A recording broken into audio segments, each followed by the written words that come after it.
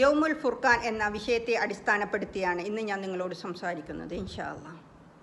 അസത്യത്തിനുമേൽ സത്യവും അനീതിക്കുമേൽ നീതിയും അധർമ്മത്തിനുമേൽ ധർമ്മവും ആധിപത്യമുറപ്പിച്ച ദിനമായതുകൊണ്ടിട്ടാണ് ബദർ ദിനത്തെ യൗമുൽ ഫുർഖാൻ എന്ന് ഖുർആൻ വിശേഷിപ്പിക്കുന്നത്. മനുഷ്യരാശിയെ അന്ധകാരത്തിൽ നിന്നും പ്രകാശത്തിലേക്ക് നയിക്കാൻ നിയോഗിച്ച പ്രവാചകൻ നബി സല്ലല്ലാഹു അലൈഹി വസല്ലമയുടെ പാത പരവതാനി വിരിച്ചതായിരുന്നില്ല. വളരെ ഏറെ ദുർഘടമായിരുന്നു. സ്വന്തക്കാരും ആദരിച്ചവരും സ്നേഹിച്ചവരും പോറ്റി വളർത്തിയവരും വെറുക്കുകയും മാറ്റി അകറ്റുകയും ചെയ്തു. വിശ്വാസികളെ 3 വർഷത്തോളം കഠിന പീഡനം ഏൽപ്പിച്ചു. ഒരു ആശ്വാസവചനത്തിന് കാതോർത്തു ചെന്നു മുട്ടിയ വാതിലുകളൊന്നും തുറന്നില്ല. മോചിപ്പിക്കാനെത്തിയ രക്ഷകനെ കല്ലെറിയുന്ന ക്രൂരന്മാരായി അവർ മാറി. അപ്പോഴും ആ മഹാനുഭവൻ പറഞ്ഞുകൊണ്ടേയിരുന്നു, അള്ളാഹുവേ, എൻ്റെ ജനതയ്ക്ക് നീ മാപ്പ് കൊടുക്കണമേ, അവർ അറിവില്ലായ്മ കൊണ്ട് ചെയ്തു പോകുന്നതാണ് ഇതെല്ലാമെന്ന്. പീഡനത്തിൻ്റെ നിസ്സഹായതയുടെയും 13 വർഷങ്ങൾ തള്ളി നീക്കി പ്രവാചകനും അല്പം അനുയായികളും. അവസാനം കൊലപാതകികളോട് പ്രതികാരം ചെയ്യാൻ സാധിക്കാത്ത വിധം ആസൂത്രിതമായി പ്രവാചകനെ വധിക്കുവാൻ ശ്രമിച്ചു.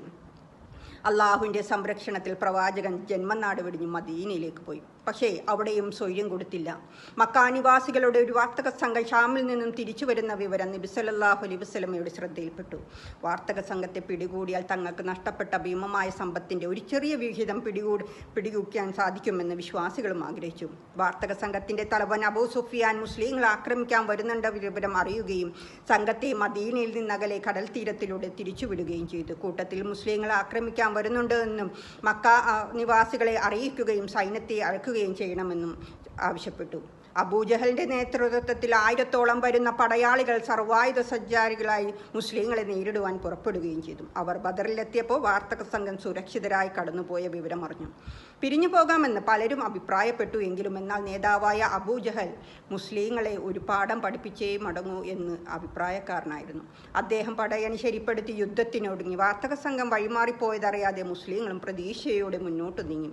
അപ്പോഴാണ് അവർക്ക് മക്കാ സൈന്യത്തെക്കുറിച്ച് വിവരം ലഭിച്ചത്. നബി സല്ലല്ലാഹു അലൈഹി വസല്ലമയുടെ കൂടെ ആകെ 313 പേരാണ് ഉണ്ടായിരുന്നത്. പലർക്കും വാഹനം ഉണ്ടായിരുന്നില്ല, ആയുധവും ഉണ്ടായിരുന്നില്ല.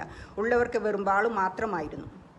ചുരുക്കം ചിലർക്ക് മാത്രമേ അമ്പും വില്ലും കരുതിയിരുന്നുള്ളൂ. ഈ ദുർബല സംഘത്തെ എങ്ങനെ നേരിടുമെന്ന് തിരുമേനി നബി സല്ലല്ലാഹു അലൈഹി വസല്ലമ യോഗം വിളിച്ചുകൂട്ടി. അൻസാരി പ്രമുഖരും മുഹാജിർ പ്രമുഖരും ശത്രുക്കളുമായി ഏറ്റുമുട്ടാൻ സമ്മതമറിയിച്ചു. ദ്വന്ദ്വയുദ്ധത്തിൽ ആരംഭിച്ച യുദ്ധം കൊടുമ്പിരിമ്പിക്കൊണ്ട് മുസ്ലിം സൈന്യത്തെ ശത്രുക്കളെ പരാജയപ്പെടുത്തി. 70 പേരെ വധിച്ചു, 70 പേരെ തടവുകാരാക്കി പിടിച്ചു. 14 മുസ്ലിങ്ങൾ രക്തസാക്ഷികളായി. ഹിജ്റ 2-ാം വർഷം റംസാൻ 17-നായിരുന്നു ബദർ യുദ്ധം. ധർമ്മയുദ്ധത്തിൻ്റെ മാർഗരേഖ തയ്യാറാക്കാൻ ആവശ്യമായ കരുക്കളെല്ലാം ഈ യുദ്ധത്തിൽ കാണാം. സൈനിക സംഖ്യം കുറവായിരുന്നുവെങ്കിലും ചരിത്രത്തിലെ ഒരു നാഴികക്കല്ലായിരുന്നു ഈ മഹാസംഭവം അനുസ്മരിക്കപ്പെടുന്നു.